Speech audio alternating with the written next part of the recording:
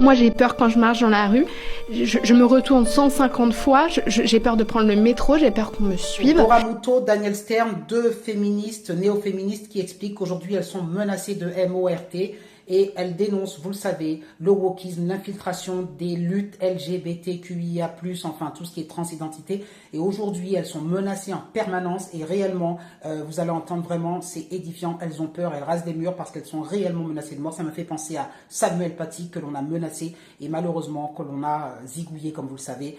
Donc elles sont en réel danger et elles ont le courage de dénoncer, ce sont des néo-féministes, que non, une femme n'a pas de PENIS et que effectivement une femme, si biologiquement elle est née femme, demeurera une femme, quels que soient les coups de bistouri qu'elle passera. Je dénonce cela aussi. On me dit, Jean-Luc, tu n'as pas peur, toi non plus pour toi, de dénoncer ces choses. Et même quand je dénonce le RACISTE anti-blanc de Kylian Mbappé et toutes ces choses-là, mais moi je vous dis, moi j'ai pas peur, je ne suis personne. Mais à partir du moment où vous commencez à être médiatisés comme elles le sont et que vous vendez des millions de livres, eh bien vous avez des pressions énormes.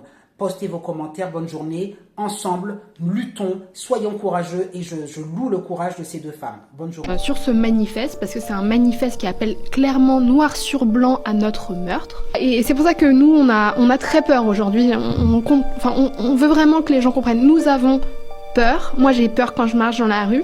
Je me retourne 150 fois. J'ai peur de prendre le métro. J'ai peur qu'on me suive. J'ai peur qu'on me mitraille. J'ai peur que devant chez moi, il y ait un détraqué qui sorte sa calache et qui me la mette. J'ai peur pour Marguerite. Hier, j'ai eu une copine qui m'a appelé en numéro masqué. Je lui ai dit, il faut arrêter de faire ça.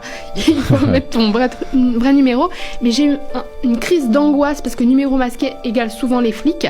Et j'ai respiré avant de décrocher. Je me suis dit, putain, j'espère qu'ils vont pas me dire qu'ils ont attrapé Marguerite et que je sais pas ce qu'ils lui ont fait. Dans la population dite trans, on a des groupes de gens qui vont très très mal dans leur tête.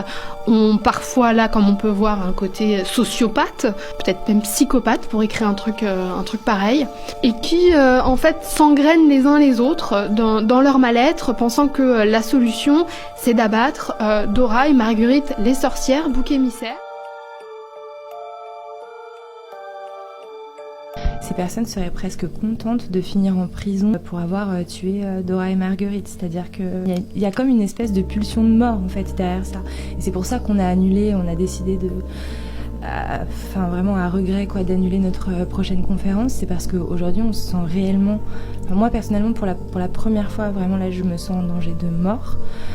Parce que voilà, je vois vraiment qu'il y a une espèce de pulsion de mort qui vient de la part de ces personnes. C'est aujourd'hui très sérieux et aujourd'hui nous on a envie de rester en vie. Et donc on ne sera pas des martyrs de la cause, on continuera quand même évidemment à porter le combat, mais aujourd'hui à chaque apparition publique on est en danger de mort.